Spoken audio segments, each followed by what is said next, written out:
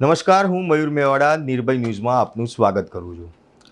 લોકસભા ચૂંટણીને 5મા ફેઝનું મતદાન પૂર્ણ થઈ ચૂક્યું છે, ત્યારે દેશમાં કેવા પ્રકારના સમીકરણ છે તેની ચર્ચા કરવા આપણી સાથે જોડાયા છે ગોપી ગાંગર. એમની જોડે સીધી વાત કરીશું. ગોપીબેન, 5મા ફેઝનું મતદાન પૂર્ણ થઈ ચૂક્યું છે, કેવા સમીકરણો જોવા મળી રહ્યા છે?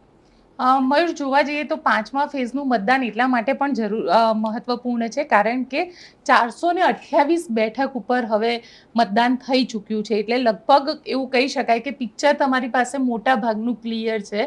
428 સીટ ઉપર મતદાન થઈ ચૂક્યું છે. 25 સ્ટેટ પૂરા થઈ ચૂક્યા છે. યુનિયન ટેરેટરી પૂરી થઈ ચૂકી છે.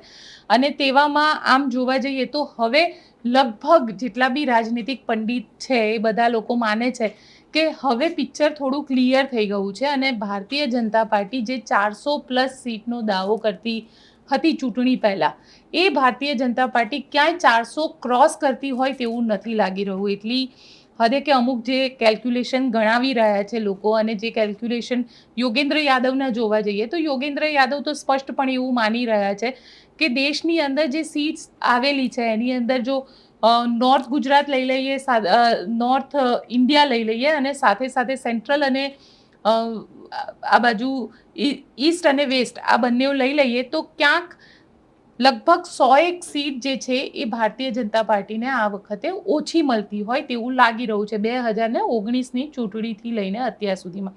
એટલે એ એક કમ્પેરિઝન છે કે ભારતીય જનતા પાર્ટીની સીટ ક્યાંક ઓછી થતી હોય તેવું લાગી રહ્યું છે, એવું યોગેન્દ્ર યાદવનો દાવો છે. પણ જે રીતે સટ્ટા બજાર આવ્યું છે, જે રીતે મતદાન, કારણ કે આ વખતે પહેલીવાર એવું થયું કે ગઈકાલે જે વોટિંગ થયું 60% જ વોટિંગ થયું છે, મતદાન પણ ઓછું થયું છે. એટલે મતદાન ઓછા થવા પાછળ અને નીરસ મતદાન પાછળના જવાબદાર કારણો કયા હોઈ શકે? કાં તો સત્તાધારી પક્ષ જે છે તે એટલો લોકોને વિશ્વાસ નથી. કારણ કે 2014ની વાત કરું તો 2014ની ચૂંટણીની અંદર ક્યાંક હતું કે મનમોહન સિંહના ભ્રષ્ટાચારની વાત થતી હતી, કોલગેટની વાત થતી હતી, સ્પેક્ટ્રમ સ્કેમની વાત થતી હતી, અને આ બધાની વચ્ચે લોકોને પ્રધાનમંત્રી નરેન્દ્ર મોદીમાં એક ચહેરો દેખાતો હતો, એક હોપ દેખાતી હતી. અને સાથે તેમને 2014માં ગુજરાતની અંદર કરેલા 12 વર્ષના પોતાના જે કામ હતા એ કામ એમને મૂક્યું હતું અને ગુજરાતને એક વિકાસ મોડેલ તરીકે બતાડ્યું હતું. એવી જ રીતે જો 2019ની વાત કરવા જઈએ તો 2019માં પુલવામા અટેક થયો હતો. પુલવામા અટેકના કારણે દેશની અંદર એક આખું રાષ્ટ્રવાદની વાત થતી હતી, દેશભક્તિની વાત થતી હતી, અને એના જ કારણે એક આખું વેવ આપણને જોવા મળતો હતો અને એ સત્તા પક્ષ તરફનો વેવ જોવા મળતો હતો. પરંતુ 2024ની આ ચૂંટણીની અંદર ક્યાંય ના રાષ્ટ્રવાદનો મુદ્દો ચાલ્યો કે ના જેને કહી શકાય કે રામ મંદિર, પ્રધાનમંત્રી નરેન્દ્ર મોદીને આશા હતી અને આખી ભારતીય જનતા પાર્ટીને આશા હતી કે રામ મંદિરનો જે મુદ્દો છે એ ચાલી જશે. પરંતુ રામ મંદિરનો મુદ્દો છે ને આ વખતે ખબર નહીં, એટલે ભારતીય જનતા પાર્ટીનું પ્લાનિંગમાં ક્યાંક કંઈક ઉણપ રહી ગઈ છે. કારણ કે રામ મંદિરને પણ લગભગ 5-1 મહિનાનો સમય થઈ ગયો અને પહેલાં એવું હતું કે રામ મંદિરનું ભૂમિ પૂજન, રામ મંદિર નિર્માણ થાય જે પ્રાણ પ્રતિષ્ઠા મહોત્સવ થશે અને ત્યારબાદ તરત જ ચૂંટણી અનાઉન્સ કરી દેવામાં આવશે, પણ એવું ના થયું. અને લગભગ 6-1 મહિનાનો સમય અત્યારે થઈ ચૂક્યો છે અને ચૂંટણીની અંદર તમે જુઓ તો જેટલા બી ફેઝ છે, 7 ફેઝ છે અને 7 ફેઝમાં જે રીતે મહારાષ્ટ્ર હોય, ઉત્તર પ્રદેશ હોય, જેમ થોડી થોડી સીટોને લઈને એનું કેલ્ક્યુલેશન કરીને વોટિંગ થઈ રહ્યું છે. પરંતુ ક્યાંક ભારતીય જનતા પાર્ટી અને સત્તા પક્ષ એવું કહી શકાય કે વોટરને મતદાન કેન્દ્ર સુધી લાવવામાં નિષ્ફળ રહ્યો હોય તેવું અત્યારે લાગી રહ્યું છે. કારણ કે જો મતદાતા આવતો હોત તો વોટિંગ પર્સન્ટેજ ઘણું હાઈ હોત અને ગુસ્સો પણ નથી કે એકદમ કચકચાઈને વોટિંગ થાય, કે ગુસ્સો છે એટલે કચકચાઈને વોટિંગ થયું છે, એવું પણ નથી જોવા મળી રહ્યું. એટલે મતદાન જે રીતે થઈ રહ્યું છે એની અંદર, આ પરિસ્થિતિની અંદર બીજેપીને બી ટેન્શન છે અને કોંગ્રેસને બી ટેન્શન છે કે શું થયું હશે અને શું, કારણ કે મતદાતા જે પહોંચ્યો છે ત્યાં આગળ બૂથ સુધી પહોંચ્યો છે તો એ કોનો મતદાતા છે? ભારતીય જનતા પાર્ટીનો મતદાતા છે કે કોંગ્રેસનો મતદાતા છે? એ કોઈ કળી નથી શકી રહ્યું. એવું કહી શકાય કે જે પ્રમાણે ભાજપ અત્યાર સુધી એની પેજ સમિતિથી કે વખણાતી હતી, કે ભાજપની જે બારીકીપૂર્વક તેની કામગીરી વખણાતી હતી અને કહેવાય કે બૂથ મેનેજમેન્ટ સુધી એની જે કામગીરી છે તે દેખાતી હતી, પણ આ વખતે જે પ્રમાણે 2024નું જે મતદાર રહ્યું, મતદાનમાં બી જોવા મળ્યું નીરસ મતદાન છે. દરેક જગ્યાએ દરેક ફેસમાં દેખો કે જે મતદાન થયું છે 2019ની કમ્પેરિઝનમાં ઓછું જ મતદાન તમામ જગ્યાએ જોવા મળે. તો ક્યાંક એનું મેનેજમેન્ટ અને એની જે પેજ સમિતિનું કામકાજ છે એના ઉપર બી હવે ક્યાંક સવાલો ઉઠે. બિલકુલ એ સવાલો ઊભા થઈ રહ્યા છે અને ગુજરાતની અંદર ખાસ થઈ રહ્યા છે. ગુજરાતની વાત કરું તો ગુજરાતની અંદર CR પાટીલ એવું કહેતા હતા કે અમારું પેજ મેનેજમેન્ટ એટલું પરફેક્ટ છે કે કઈ સોસાયટીમાં કોણે કઈ વ્યક્તિએ વોટ આપ્યો અને કોણે વોટ નથી આપ્યો એનું પણ કેલ્ક્યુલેશન અમારી પાસે આવે છે. પરંતુ તમે જુઓ આ વખતે ગુજરાતની અંદર પણ મતદાન ઓછું થયું છે અને મતદાન ઓછું થવું એનું કારણ એ હતું કે કદાચ CR પાટીલ હવે એ અલગ અલગ કારણો પોતે શોધશે, પણ અત્યાર સુધી જે લાગી રહ્યું છે તો ક્યાંક એવું કહેવાય રહ્યું છે કે ભારતીય જનતા પાર્ટીનો જે કાર્યકર હતો એ ક્યાંક નારાજ ચાલી રહ્યો હતો પાર્ટીથી, અને પાર્ટીથી નારાજગીનું એક કારણ એ પણ માનવામાં આવે છે કે જે રીતે કોંગ્રેસના નેતાઓ આવ્યા અને આ બધી જ વસ્તુ ભેગી થઈ 30 વર્ષથી ભારતીય જનતા પાર્ટી ગુજરાતમાં સત્તા ઉપર છે, એટલે ક્યાંક એક એન્ટી ઇન્કમ્બન્સી જે છે તેની અસર ભાજપની પોતાની અંદર પણ દેખાઈ અને ભાજપનો જે કાર્યકર છે એ મતદાતાઓને બૂથ સુધી લાવવામાં નિષ્ફળ રહ્યો હોય એવું અત્યારે લાગી રહ્યું છે. કારણ કે જો એમના જ પેજ સમિતિનો ડેટા આપણે જોવા જઈએ તો કદાચ મતદાનનો જે રેશિયો અત્યારે સામે આવી રહ્યો છે, લગભગ ગુજરાતની અંદર જો વાત કરીએ તો 60% આજુબાજુ મતદાન થયું છે. એ મતદાન કમસે કમ 70 થી 80% હોવું જોઈએ, કારણ કે આજે ગુજરાતની અંદર વર્ષોથી ભારતીય જનતા પાર્ટી છે, એક સોસાયટીનું પેજ મેનેજમેન્ટનું દરેક કામ એ લોકોએ આપેલું છે, દરેક વ્યક્તિને મતદાન મથક સુધી પહોંચાડવાનું છે, પણ ક્યાંક કાર્યકર નારાજગી જે છે એ નારાજગી પણ અહીંયા આગળ લાગી રહી છે અને માટે એવું કહી શકાય કે આખું જે પેજ મેનેજમેન્ટ હતું એ અહીંયા ભારતીય જનતા પાર્ટીનું ક્યાંક નિષ્ફળ થતું લાગ્યું. ભારતીય જનતા પાર્ટીમાં ચૂંટણી પહેલાં એવા દાવા થતા હતા કે ચૂંટણી સુધીમાં 60,000થી વધારે કાર્યકર્તાઓ નેતાઓ જે ભાજપમાં જોડાશે. ક્યાંક એવું લાગે છે કે આ જે નેતાઓ ને જે કાર્યકર્તાઓ ભાજપમાં જે બીજા જોડાયા ક્યાંક એના કારણે ભાજપની અંદર હવે વર્ગ વિગ્રહ પડી રહ્યો છે. બિલકુલ, વર્ગ વિગ્રહ કરતાં પણ તમે જુઓ ભાજપમાં જે નેતાઓ જોડાયા, કોંગ્રેસથી જે નેતાઓ આવ્યા, સૌથી મહત્વની વસ્તુ તો એ હતી કે કોંગ્રેસમાંથી અર્જુન મોઢવાડિયા અને CJ ચાવડાને આ લોકોએ જોઈન કર્યું. એ દિવસે એક સોશિયલ મીડિયા ઉપર લેટર વાયરલ થયો, ગાભા મારું પાર્ટીનો કાર્યકર કરીને. હવે લેટર કોણે વાયરલ કર્યો તો એ તો કદાચ હવે બીજેપી જાણે, પરંતુ આ જે લેટર છે સોશિયલ મીડિયામાં બીજેપીના જે ટ્રેડિશનલ કાર્યકર્તા છે એમના માટે ક્યાંક નિરાશાજનક હતો. મારું સૌથી મહત્વની વસ્તુ એ જ છે અને ભારતીય જનતા પાર્ટીનો જેને કહી શકાય ને કે પાયો છે, એ પાયો આવા જ કાર્યકર્તા છે. કોંગ્રેસમાંથી આવેલો કાર્યકર નથી, એ ભારતીય જનતા પાર્ટીની પોતાની આઈડિયોલોજી ધરાવતો કાર્યકર છે, જે વર્ષોથી ભાજપ સાથે કનેક્ટેડ છે, જેનો પાયાનો કાર્યકર છે અને જે પોતે બહાર નીકળે છે, લોકોને મતદાન કરાવવા સુધી અને બૂથ સુધી લઈ જાય છે. પણ આ વખતની પરિસ્થિતિને આપણે જોવા જઈએ તો આ વખતની પરિસ્થિતિમાં ક્યાંક આપણને એવું લાગે છે કે એ જે ગાભા મારું કાર્યકર કહેવાયો, એ ગાભા મારું કાર્યકર પોતે નારાજ હતો. કોંગ્રેસના નેતા આવે, કોંગ્રેસના નેતા ડાયરેક્ટ મંત્રી બને, ડાયરેક્ટ એમને જવાબદારીઓ મળે. જે રીતે આપણે વાત કરીએ તો જયરાજસિંહ પરમાર આવ્યા અને એમને સીધું એમને સંગઠનમાં જવાબદારી સોંપી દેવામાં આવી. હવે એ ભારતીય જનતા પાર્ટીનો કાર્યકર વર્ષોથી જવાબદારી લેવા માટે બિચારો રાહ જોઈને બેઠો હોય, મહેનત કરતો હોય છે, એને જવાબદારી ના મળી. ડાયરેક્ટ આવે એટલે જવાહર ચાવડા તમે જોઈ લો તો ડાયરેક્ટ બન્યા હતા, સીધા ભારતીય જનતા પાર્ટીમાં આવ્યા અને કેબિનેટ મંત્રી બની ગયા. કુંવરજી બાવળિયા ડાયરેક્ટ કેબિનેટ મંત્રી બની ગયા. એવી રીતે અર્જુનભાઈ માટે પણ એવું કહેવાય છે કે ડાયરેક્ટ એમને મંત્રી પદ આપવામાં આવશે, કે CJ ચાવડાને ડાયરેક્ટ મંત્રી પદ આપવામાં આવશે. તો ભારતીય જનતા પાર્ટીના પોતાના કાર્યકરને એવું લાગે છે કે 20 વર્ષથી હું આ જગ્યા માટે થઈ અને સતત મહેનત કરી રહ્યો છું. અમે દરેક જગ્યાએ પબ્લિકની વચ્ચે જઈએ છીએ, દરેક જગ્યાએ કાર્યકર્તાઓને ભેગા કરવાનું કામ કરે અને કાર્યકર્તાઓ એમને ભેગા નથી થતા, કાર્યકર્તાઓને ભેગા કરવા માટે ખૂબ મહેનત લાગે છે. એ નેતા કરી રહ્યો છે, પણ ક્યાંક પાર્ટીમાં એમની અનદેખી જે છે એ પણ અહીંયા આગળ ઉડીને આંખે વળગે એવી છે. અને આ કદાચ બીજેપી માટે એક આમ કહી શકાય ને કે એલાર્મિંગ ઇલેક્શન છે કે જો આ હવે પાર્ટીને નહીં સાચવે તો પાર્ટીની પરિસ્થિતિ એ કોંગ્રેસ કરતાં પણ વધારે ખરાબ થઈ જશે. જે પ્રમાણે ઇલેક્શનમાં આ વખતનો માહોલ જોયો છે, ગુજરાતની વાત કરીએ તો ગુજરાતમાં ઇલેક્શનના પહેલાં જ જે આંદોલન છે, ક્ષત્રિય આંદોલન શરૂ થયું. ક્યાંક એ આંદોલન ગુજરાતના ઇલેક્શનમાં ખૂબ મોટી અસર કરે તેવું બી દેખાઈ રહ્યું છે. કારણ કે જે ક્ષત્રિયો પહેલાં ભાજપની સાથે રહીને ભાજપ જોડે રહીને કામ કરતા હતા, એ ક્ષત્રિયો હવે ભાજપથી અલગ થયા છે. ભાજપ વિરુદ્ધમાં મતદાન કરવાનું આહવાન કરવામાં આવ્યું. મતદાન છે તે ઓછું જોવા મળ્યું છે. જ્યાં મતદાન વધારે થયું ત્યાં એવું કહેવાય છે કે ક્ષત્રિયો બહાર નીકળીને મતદાન વધુ કર્યું છે અને એ લોકોએ જે કીધું હતું એ પ્રમાણે ભાજપ વિરોધમાં મતદાન કર્યું છે. ક્યાંક આ ફેક્ટર વધારે અસર ગુજરાતમાં કરે એવું લાગે. 26માંથી 26 સીટોની પહેલાં વાત કરવામાં આવી. આંદોલન પછી ક્યાંક 26 સીટો મેળવવાની વાતો છે તે પણ બંધ કરી દેવામાં આવી છે અત્યારે તો ભાજપમાંથી. બિલકુલ, જો અત્યારે તો પરિસ્થિતિ એ છે કે જે 5 લાખની લીડની વાત હતી ને એ તો બિલકુલ ભૂલાઈ ગઈ છે. કોઈ પણ ભાજપનો નેતા છે એને તમે પૂછો કે શું થશે તો એમ કહેશે કે અમે 25 જીતીશું, પણ 5 લાખની લીડ કેટલી સીટ ઉપર તો કોઈ વાત નથી કરતું, કોઈ ચર્ચા નથી થતું. આ એવું કહે છે કે અમિતભાઈની સીટ ઉપર હશે અને CR પાટીલની પોતાની સીટ ઉપર હશે, પણ એ સિવાય કોઈ 5 લાખની લીડની વાત નથી કરતું. ભાજપનો કાર્યકર્તો નથી જ કરતો અને નેતા પણ નથી કરતા.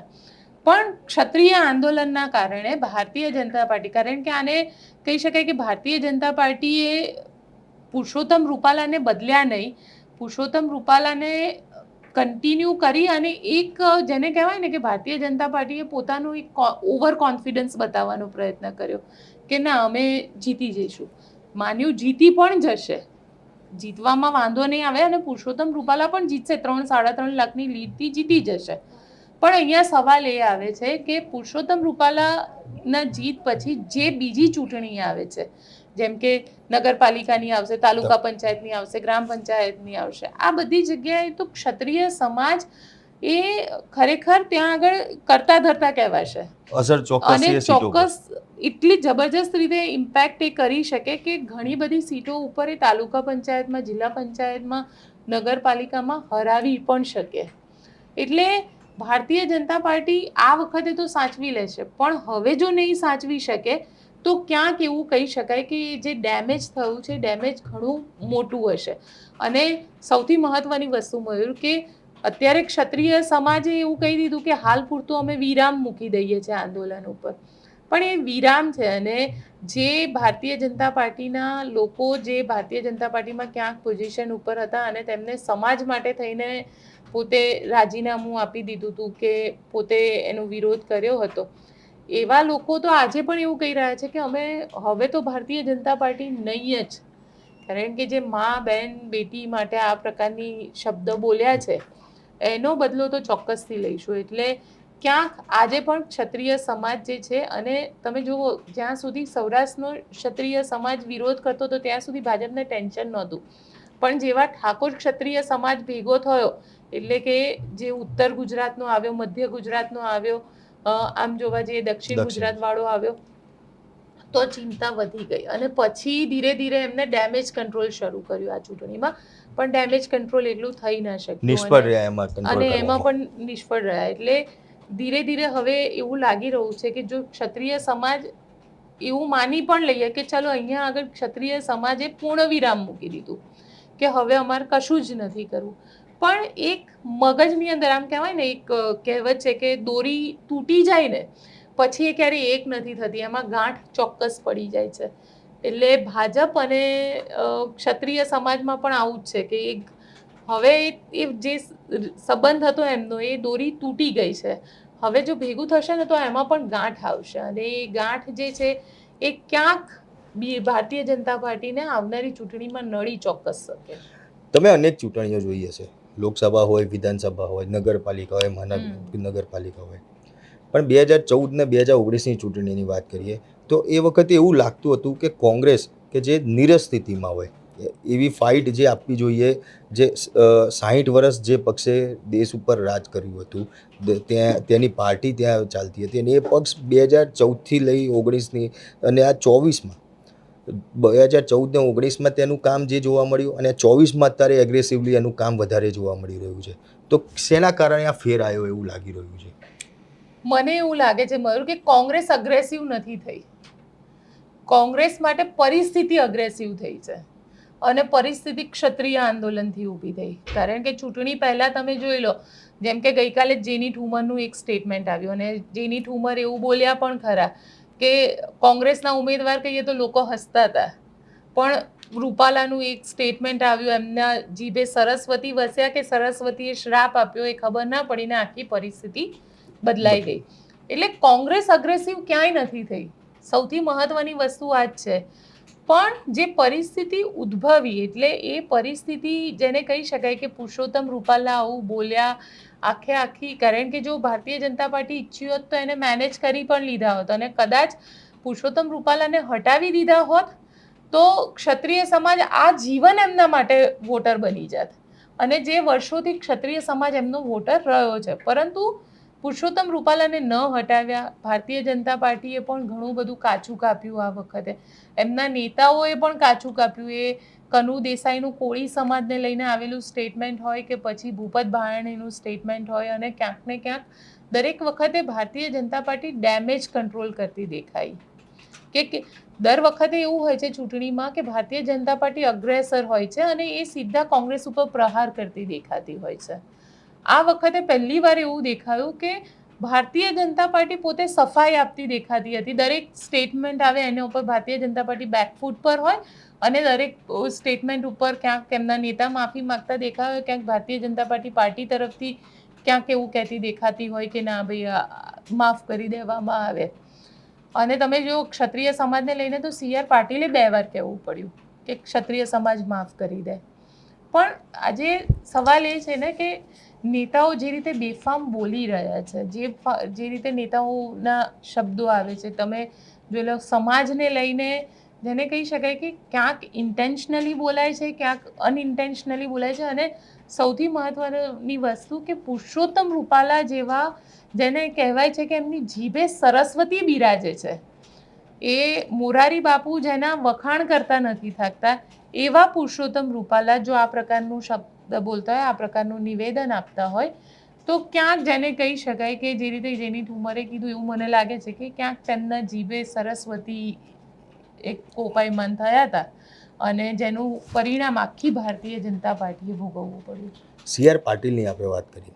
CR પાટીલની બાજુની જે સીટ કહેવાય વલસાડની સીટ ઉપર જે પ્રમાણે જોવા મળી રહ્યું છે, ત્યાંના ભાજપનો ઉમેદવાર છે તેને કોઈ ઓળખતું નથી. ખુદ ત્યાંના નેતાઓ હોય કે કાર્યકર્તાઓ ભાજપના, એ જ લોકો કહે છે કે આ ઉમેદવાર કોણ છે, ક્યાંથી આવી ગયા, કોઈ કંઈ ખબર નથી. પબ્લિકની વાત તો દૂર થઈ. ત્યારે અનંત પટેલની બીજી બાજુ કોંગ્રેસની વાત કરીએ તો અનંત પટેલ લોકપ્રિય ત્યાંના નેતા કહેવાય છે. તો આ સીટ ઉપર સમીકરણ શું લાગી રહ્યા છે? અને એ સિવાય જો CR પાટીલની બાજુની સીટ અને તે સીટ સીધી CR પાટીલને ઇફેક્ટ કરે એવી છે અને એ સીટ જો કોંગ્રેસના હાથમાં જતી રહે તો CR પાટીલને કેટલી અસર થાય આની? આમ તો જોવા જઈએ મયુર, તો વલસાડ સીટ માટે એવું કહેવાય છે કે જ્યાં વલસાડનો જે પણ પાર્ટીનો ધારાસભ્ય લોકસભામાં સાંસદ બને એની સરકાર કેન્દ્રમાં બને. અનંત પટેલ આ વખતે જીતે તો હવે ખબર નહીં કેન્દ્રમાં કોંગ્રેસની સરકાર બને છે કે નથી બનતી, પણ હા અત્યારે ફાઇટ ટાઈટ ચાલી રહી છે એ NDA અને જે રીતે ઇન્ડી અલાયન્સ ચાલી રહ્યું છે, એટલે કહેવું મુશ્કેલ છે, ગળી નથી શકાતું કે ભારતીય જનતા પાર્ટી જીતી જશે કે નહીં જીતે, કારણ કે દરેક વસ્તુ એનાથી કનેક્ટેડ છે. પણ હા અત્યારે એવું કહેવાય રહ્યું છે કે બહુમતના આંકડા સુધી ભારતીય જનતા પાર્ટી પહોંચી જશે. હવે વાત વલસાડની સીટની. વલસાડની સીટ માટે એવું કહેવાય છે કે CR પાટીલે સીટને હારવા તો નહીં જ દે, કારણ કે નવસારીની બાજુની સીટ છે અને ધવલ પટેલ, જો એક મહત્વની વસ્તુ એ છે કે ભારતીય જનતા પાર્ટી આ વખતે કેન્ડિડેટને પણ એવા પસંદ કર્યા કે જે ક્યાંક કોન્ટ્રોવર્સીમાં રહ્યા. સામે કોંગ્રેસનું વાત કરું તો કોંગ્રેસે પોતાના ઉમેદવાર એવા પસંદ કર્યા કે જેને લઈને ચર્ચા થઈ, એક સ્ટ્રોંગ કેન્ડિડેટ તરીકે લોકો આવ્યા. એ ગેની ઠાકોર હોય, અમિત ચાવડા હોય, અનંત પટેલ હોય, જેની ઠુમર હોય, પરેશ ધાનાની હોય, અમુક જે સીટ ઉપર એમને કોંગ્રેસ કેન્ડિડેટનું સિલેક્શન કર્યું એ ખરેખર ખૂબ સારું સિલેક્શન હતું અને ખૂબ સ્ટ્રોંગ નેતા. સૌથી મહત્વની વસ્તુ એ છે કે આઈડિયોલોજી સાથે કનેક્ટેડ જે લોકો છે એવા લોકો છે કે જે કોંગ્રેસને છોડીને ન જાય. વલસાડની સીટ માટે અનંત પટેલ પણ એવો જ એક ઉમેદવાર છે. પાર તાપી રિવર લિંક હોય કે એમનું પોતાનું આંદોલન કરવાની જે સ્ટાઇલ છે, આદિવાસીઓ માટે અડધી રાત્રે બહાર નીકળવાની જે સ્ટાઇલ છે, એના કારણે ખૂબ લોકપ્રિય છે ત્યાં આગળ. અને ત્યાં આગળ જે રીતે આદિવાસીઓ વોટ આપ્યા પણ છે આ વખતે, આદિવાસી વિસ્તારની વાત કરું તો આદિવાસી વિસ્તારની અંદર ખૂબ સારું મતદાન થયું છે. જ્યારે શહેરી વિસ્તાર જે છે ધરમપુર ને એ જો વિસ્તારનો પટ્ટો છે ત્યાં આગળ આ વખતે મતદાન ઓછું થયું છે. એટલે આમ જોવા જઈએ તો એવું કહેવાય કે ગ્રામીણ વિસ્તાર અને એમાં પણ આદિવાસી વિસ્તારમાં કોંગ્રેસ તરફી મતદાન થાય, શહેરી વિસ્તારમાં ભારતીય જનતા પાર્ટી તરફી મતદાન પણ થાય. વલસાડમાં તો એવું બી કહેવાય છે કે આદિવાસી વિસ્તારમાં અમુક ગામ તો એવા છે કે જે હજી આજની તારીખમાં ઇન્દિરા ગાંધીને યાદ કરીને જ કોંગ્રેસને મત આપે વાત છે. સાચી છે. અને એ તો ખુદ મેં પોતે પણ ત્યાં આગળ જોયેલું છે. એ જે આખો ડાંગવાળો પટ્ટો જે છે ડાંગવાળા પટ્ટાની અંદર તમને આવા લોકો મળી જશે. અને ત્યાં આગળ આજે પણ લોકો એમ કહે છે કે ઇન્દિરાની કોંગ્રેસ, અને એ જ નામથી લોકો ત્યાં આગળ વોટિંગ પણ કરે છે. ત્યાં આગળ પણ મને જ્યાં સુધી લાગે છે ત્યાં સુધી CR પાટીલની જો વાત કરું તો મને એવું લાગે છે કે વલસાડવાળી સીટ તો નહીં જ હારવા દે CR પાટીલ.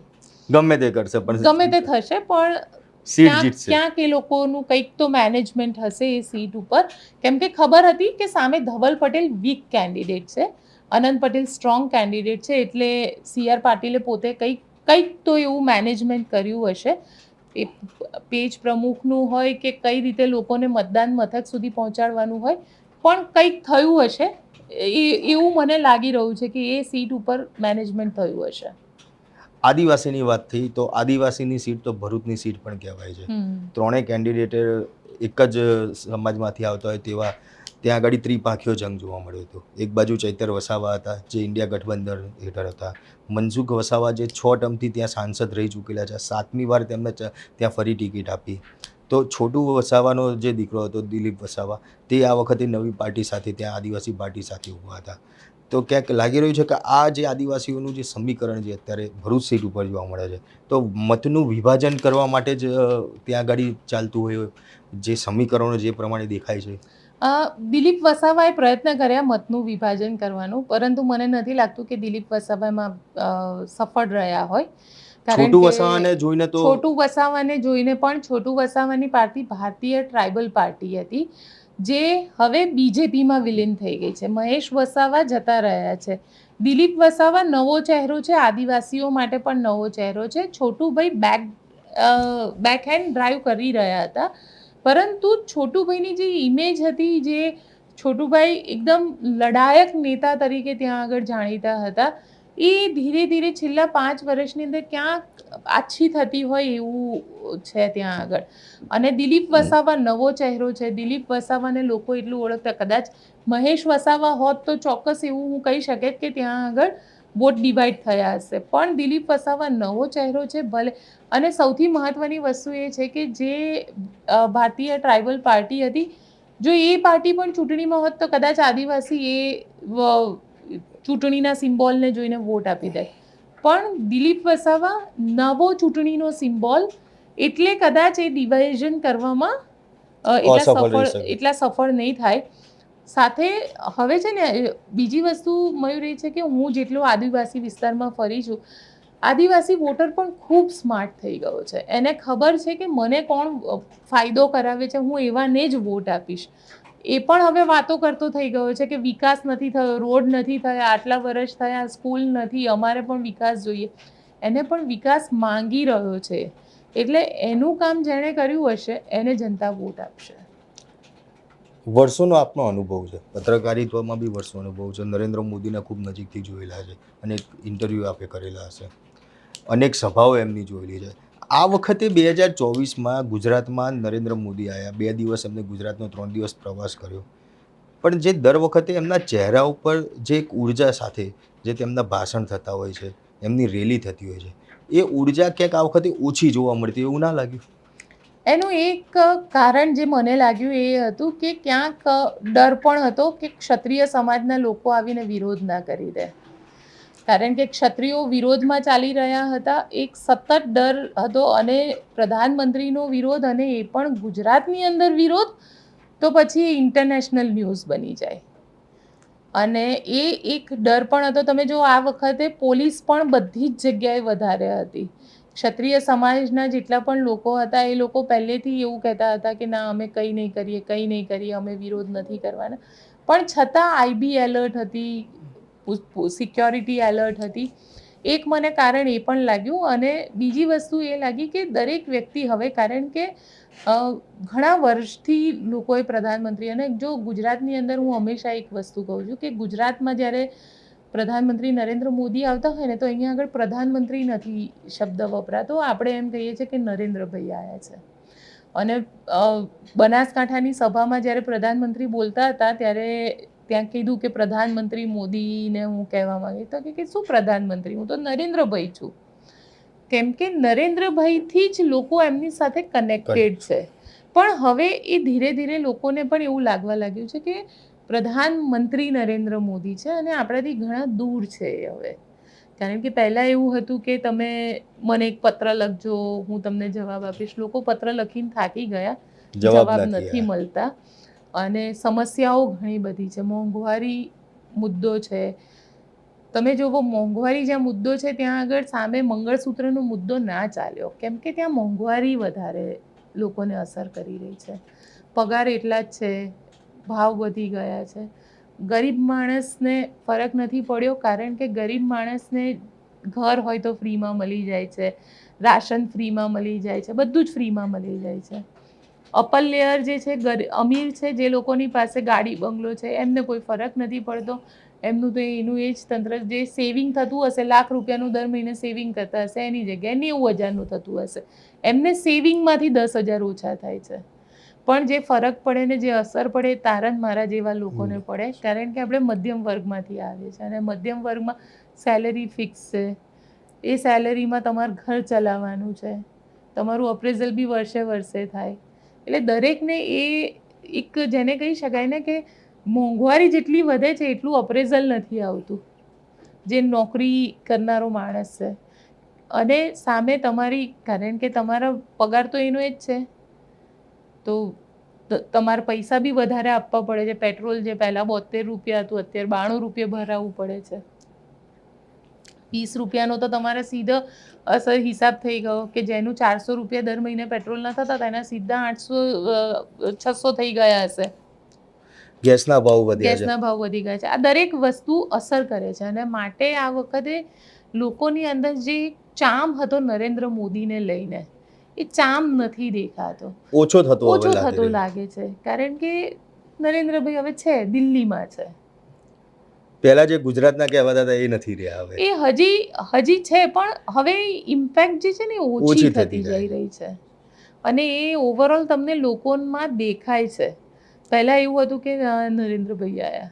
મને બી ખબર છે 2019નું ઇલેક્શન હતું કે 2014નું ઇલેક્શન હતું, અમારા નરેન્દ્રભાઈ છે. જે પ્રમાણે ગુજરાતમાં જે મતદાન થયું, ત્રીજા ફેઝમાં ગુજરાતનું મતદાન હતું, મતદાન પતી ગયું. 2019ની કમ્પેરિઝનમાં 5% મતદાન ઓછું થયું એવી વાત છે. શું લાગી રહ્યું છે, કેટલી સીટ છે કે જે આ વખતે ભાજપના હાથમાંથી જઈ શકે એવી શક્યતાઓ લાગી રહી છે અને એના પાછળના પરિબળો મેન કયા? બરાબર, અત્યારે જ આમ જોવા જાઉં તો મને, કારણ કે હું તો ભાજપને બહુ વર્ષોથી, મેં 2002થી ભાજપને કવર કરી છે, એટલે ભાજપને જ જોઈ છે અને હંમેશા ભાજપનો ગ્રાફ આમ વધતો જ જોયો છે. એ 2002માં 2017માં ખાલી એક વખતે ગ્રાફ ડાઉન ગયો હતો, પણ 2022માં પાછો એ ટોપ પર જતો રહ્યો 156 સીટ ઉપર. એટલે 127થી 156 જોયેલી છે મેં. એટલે મને જે આમ જેને કહી શકાય ને કે મને 2-3 જણાએ પૂછ્યું કે તને શું લાગે કેટલી સીટ, ભાજપને હું જેટલી ઓળખું છું ત્યાં સુધી મને એવું નથી લાગી રહ્યું કે બહુ ડાઉન જશે. હા, કદાચ 1-2 સીટ ઉપર એની અસર થઈ શકે કે 1-2 સીટ કદાચ ભાજપ હારી શકે, પણ સંભાવનાઓ મને ઓછી લાગી રહી છે. કેમ કે હું ભાજપને એટલી સારી રીતે ઓળખું છું કે કદાચ ભલે વોટિંગ ઓછું થયું પણ મેનેજમેન્ટ પ્રમાણે એ લોકો આગળ હશે. ખુદ શક્તિભાઈ પણ પોતે સ્વીકારે છે કે અમારું બૂથ મેનેજમેન્ટ એટલું સ્ટ્રોંગ નથી. તો તેવામાં કદાચ એવું લાગી રહ્યું છે કે ભારતીય જનતા પાર્ટી ગુજરાતમાંથી હારશે તો મેક્સિમમ 3થી 4 સીટ હારશે. અને એ 4 સીટ પણ કહી દઉં, જો હારશે એટલે કોંગ્રેસ જીતશે તો પહેલા નંબર પર કદાચ આણંદની જે સીટ છે એમાં જીતી શકે. સેકન્ડ નંબર જે મને લાગી રહ્યો છે એમાં બનાસકાંઠાની જે સીટ છે એ સેકન્ડ નંબર પર હું કન્સિડર કરી રહી છું, કેમ કે બનાસકાંઠા મેં પોતે ત્યાં ગયેલી. થર્ડ નંબર ઉપર જે સીટ મને લાગી રહી છે સુરેન્દ્રનગરની સીટ છે. ત્યાં પણ હું ગઈ હતી અને ત્યાં પણ જે તળપદા કોળી હોય ચુવાડિયા કોળીવાળો મુદ્દો વધારે હાવી હતો અને ચંદુ શિહોરા એ નવો ચહેરો હતો. ભાજપની અંદર જ લોકો એમને એક્સેપ્ટ નહોતા કરી રહ્યા. અને જે ચોથી સીટ લાગી રહી છે, હાલાકી ચાન્સીસ મને ઓછા લાગી રહ્યા છે, એ ચોથી સીટ કાં તો વલસાડ હોઈ શકે કાં તો ભરૂચ હોઈ શકે. આ બેમાંથી એક સીટ હોઈ શકે, પણ ચાન્સીસ અત્યારે મને જે આમ શોર્ટ જેવી લાગે છે એવી એક જ સીટ લાગી રહી છે, જે આણંદની સીટ છે. ભરૂચ સીટ ઉપર તો આપના પ્રવાસ બી ઘણા થયેલા છે. ત્યાં આગળ ચૈતર વસાવાની લોકપ્રિયતા ઘણી જોવા મળી રહી છે. આદિવાસી જે સમાજ છે, જે ડેડિયાપાડા વિસ્તાર હોય કે જે આદિવાસી વિસ્તારો છે, ત્યાં કહેવાય છે કે જે રીતે અનંત પટેલની વાત થઈ કે ભાઈ ચૈતર વસાવા કે આદિવાસીના પ્રશ્નો હોય એને લઈને તે લડવા ઊભા રહી જાય છે. કોર્ટ તેમની સામે કેસ થયો, જેલમાં જવાનો વારો આવ્યો. ક્યાંક આદિવાસીઓની સિમ્પથી બી તેમની જોડે જોવા મળી હતી. તો એના કારણે નથી લાગતું કે કદાચ આ વખતે મનસુખ વસાવાને જાકારો મળે? કારણ કે મનસુખ વસાવાથી ત્યાં ઘણા બધા લોકો નારાજ બી છે. હું પોતે બી ત્યાં એ સીટ ઉપર ગયેલો છું 2-3 વાર. પણ મનસુખ વસાવાથી નારાજગી પર આદિવાસીઓની જોવા મળી રહી છે. તો ક્યાંક એ અસર કરે એવું નહીં લાગે? એ અસર કરે, પણ એકલા આદિવાસી વોટ ઉપર નથી જીતાતું. શહેરી વિસ્તારના વોટ પણ એટલી જ અસર કરે છે. અને શહેરી વિસ્તારના વોટ જોવા જઈએ તો ક્યાંક મનસુખ વસાવા જે છે, એટલે જ કહી રહી છું કે જીતનું જે માર્જિન હશે ને એ લગભગ 5-10 હજાર કે 15,000થી વધારે નહીં હોય ભરૂચની સીટ ઉપર. એવી જ રીતે વલસાડની સીટ ઉપર પણ એવું જ હશે કે જો ચૈતર વસાવા જીતશે તો બી 10-15 હજારના માર્જિનથી જીતશે, અને હારશે તો બી 10-15 હજારનું માર્જિન હશે. 5 લાખની લીડ તો બહુ દૂર રહી. આ તો ગુજરાતની વાત થઈ. હજી 2 ફેઝના ઇલેક્શન મતદાન બાકી છે. આ 2 ફેઝમાં લાગે છે કે મતદાન 2019ની કમ્પેરિઝનમાં કદાચ વધારે થાય એવી શક્યતાઓ, જે અલગ અલગ સ્ટેટ્સમાં જે મતદાન થવાનું છે? અત્યારે તો ચાન્સીસ નથી લાગી રહ્યા. એક તો ગરમી સૌથી મોટું કારણ છે. સવારમાં મતદાન મથકે ભીડ જોવા મળે છે, પણ બપોર પછી એટલી ભીડ જોવા નથી મળી રહી. અને મેં તમને કીધું એમ કે મતદાતા આ વખતે ઘણો નિરાશાજનક પરિસ્થિતિમાં છે, કારણ કે મોંઘવારી પણ અસર કરે છે. એ યુપી હોય, બિહાર હોય, આ બધા સ્ટેટમાં હવે મેઇનલી વોટિંગ થશે. વારાણસીનું વોટિંગ 1 જૂને છે અને 1 જૂને એક્ઝિટ પોલ પણ આવશે. પરંતુ અત્યારે જે પરિસ્થિતિ મને લાગી રહી છે એ પ્રમાણે તો નથી લાગતું કે ક્યાંક જેને કહી શકાય કે મતદાન પર્સન્ટેજ જે છે એ ગઈ વખત કરતાં વધે. જો નહીં વધે તો એનો લોસ ભારતીય જનતા પાર્ટીને ઘણો બધો છે. અને કારણ કે જો તમને હું એટલું લોજિક માનું છું કે 2019ની અંદર જે પ્રધાનમંત્રી નરેન્દ્ર મોદીને પસંદ કરનારો વર્ગ હતો એ મેક્સિમમ હતો, કારણ કે રાષ્ટ્રવાદનો મુદ્દો હતો, દેશ માટે કંઈક કરવાનું એક જોશ ને એ હતું. એટલે 2019માં જેટલી જગ્યાએ સીટો મળી છે એ સીટો એની હાઈએસ્ટ નંબર ઓફ સીટ્સ હતી. એટલે ભારતીય જનતા પાર્ટી માટે સૌથી મોટી ચુનૌતી એ છે કે એમને જે નંબર 2019માં લીધા હતા એ નંબર મેન્ટેન કરી રાખવા અથવા તો એનાથી આગળ વધવું. પણ એમાંથી 2 સીટનો બી લોસ જાય કે 1 સીટનો બી લોસ જાય તો એ કોંગ્રેસનો ગેઇન છે અથવા ઇન્ડિયા અલાયન્સનો ગેઇન છે. કારણ કે તમે જો ગુજરાતની અંદર 26માંથી 26 ગઈ વખતે આવી હતી, આ વખતે 1 સીટ પણ ઓછી થઈ તો લોસ તો બીજેપીનો છે. એટલે સૌથી મહત્વની વસ્તુ એ છે કે એમને મેન્ટેન કરી રાખવાની વાત છે. એટલે હવે જોઈએ કે શું થાય. તો બિલકુલ જે પ્રમાણે ગોપી ગાંગર જોડે વાત કરી અને જે પ્રમાણે જે આંકડા સામે આવી રહ્યા છે તે જોતાં હવે 4 તારીખે જોવાનું રહેશે કે પરિણામ શું આવે છે, કોણ બાજી મારી જાય છે. એ પહેલાં 1 તારીખે એક્ઝિટ પોલના આંકડા બી શું આવે છે તે જોવાનું રહેશે. પરંતુ આપ શું માની રહ્યા છો કે આ વખતે કોણ ખરેખર બાજી મારી જશે? કોમેન્ટ બોક્સમાં જરૂરથી જણાવજો અને અમારી નિર્ભય ન્યૂઝ ચેનલને લાઇક, શેર અને સબસ્ક્રાઈબ કરવાનું ભૂલશો નહીં. આભાર.